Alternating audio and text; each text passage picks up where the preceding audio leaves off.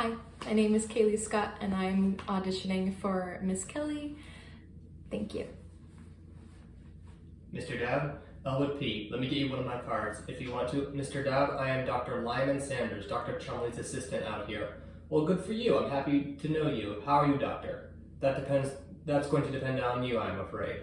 I want both of you to meet a very dear friend of mine later on. Be glad to. You have us at a disadvantage here. You know it. We know it. Let's lay out our cards on the table. Miss Kelly and I have made a mistake here this afternoon, Mr. Dowd, and we'd like to explain it to you. We do hope you understand, Mr. Dowd. Sand, your sister, she's a very sick woman, came in here insisting you're in need of a treatment. That's perfectly ridiculous.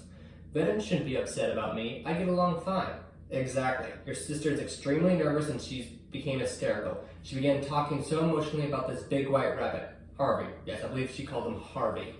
Harvey is his name. And now, doctor, before we go any further, I must insist you let me make my point first, Mr. Dowd. The trouble of your sister's didn't spring up overnight. Her condition stems from trauma. It means shock. Nothing unusual about this. To sum it all up, your sister's condition is serious, but I can help her. She must, however, remain out here temporarily.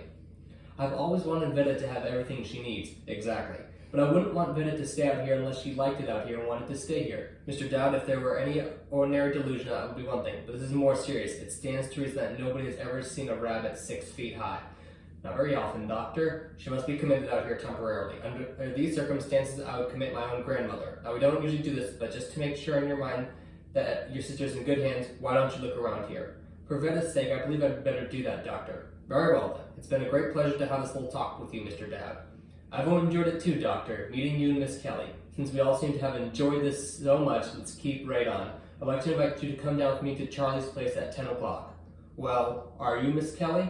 Oh, Since you've been so understanding, perhaps we can manage it. I'll pick you up out here in a cab at 10 o'clock tonight, and 4 of us will spend a happy evening. I want you to both become friends with a very dear friend of mine.